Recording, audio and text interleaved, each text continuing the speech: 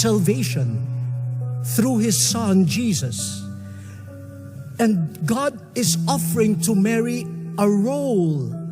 Pope Francis is battling a critical condition, and concerns are mounting over his health.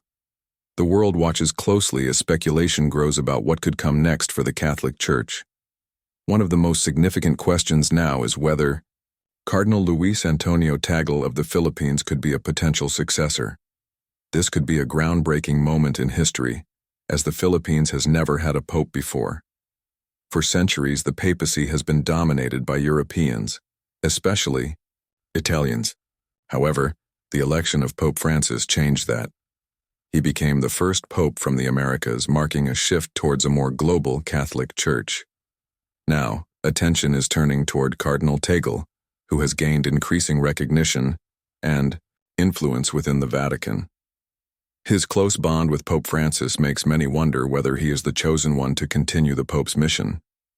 But who exactly is Cardinal Luis Antonio Tagle? What makes him a strong candidate for the papacy?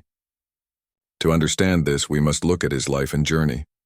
Born on June 21, 1957 in Manila, Luis Antonio Tagle grew up in a humble family. He was known by his nickname, Chito, and embraced simplicity and strong moral values from an early age. These principles shaped his path as he pursued a life dedicated to serving the Church. He studied philosophy at St. Joseph's Seminary in Manila before earning his degree from the University of Manila. On February 27, 1982, he was ordained as a priest for the Diocese of Imus, marking the beginning of a remarkable journey. His intellect and deep theological understanding were evident, leading to his appointment to the International Theological Commission in 1997. Many believed that if he had not been called to leadership roles, he would have been one of the greatest theologians in Asia. Despite his academic brilliance, Cardinal Tagle dedicated himself to pastoral service, guiding parishes and teaching in seminaries. His leadership qualities became more evident when Pope John Paul II appointed him as Bishop of Imus in 2001, giving him responsibility for 2.6 million Catholics. Tagle lived modestly, owning no car, and often sharing meals with the poor. In 2011, he became the Archbishop of Manila, and a year later, Pope Benedict XVI made him a cardinal at just 55 years old. This made him one of the youngest cardinals in the world. His appointment brought great pride to the Philippines, as he quickly became one of the most influential Catholic leaders in Asia. Cardinal Tagle's leadership is marked by humility, compassion, and a commitment to justice. He dislikes materialism and focuses on helping the poor, much like Pope Francis. His simple yet heartfelt sermons have earned him the nickname Asia's Francis. His ability to connect with people has made him one of the most beloved figures in the Catholic Church. His rise to international prominence continued when he was elected president of Caritas Internationalis, a global Catholic organization dedicated to fighting poverty and humanitarian crises. As president, he led efforts to address hunger, homelessness, and climate change, proving his commitment to social justice.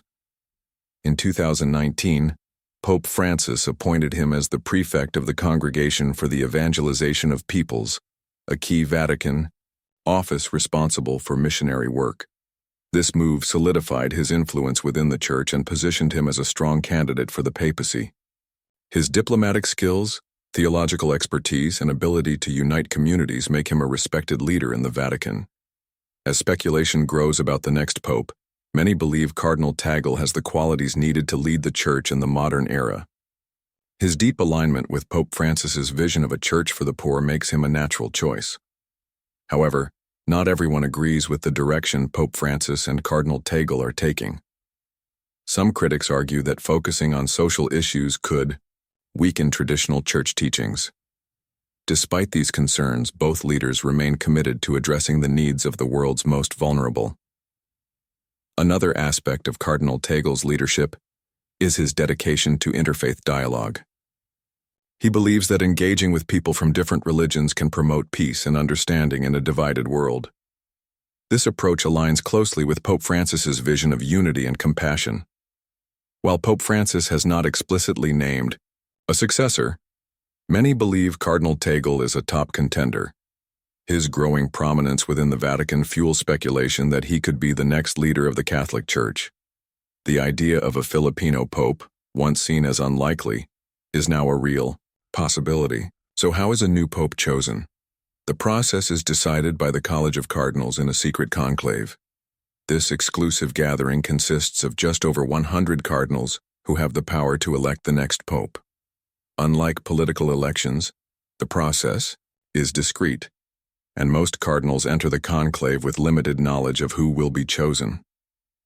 Pope Francis has reshaped the College of Cardinals, elevating leaders from developing regions rather than traditional European centers. This shift increases the chances of a non-European pope. Aside from Cardinal Tagle, other potential candidates include Cardinal Pietro Parolin, the Vatican Secretary of State, who has strong diplomatic experience. However, Cardinal Tagle's ability to connect with people on a personal level and his commitment to social justice make him a unique and compelling choice. As Pope Francis's health remains uncertain, the Catholic Church is preparing for a historic transition. Whether or not Cardinal Tagle becomes the next pope, his impact on the Church is undeniable. He has already inspired millions and continues to shape the future of Catholicism. Could he be the one to carry on Pope Francis's legacy? Could the world soon witness the rise of the first Filipino pope? Only time will tell, but one thing is certain. Cardinal Tagle's influence in the Vatican is stronger than ever.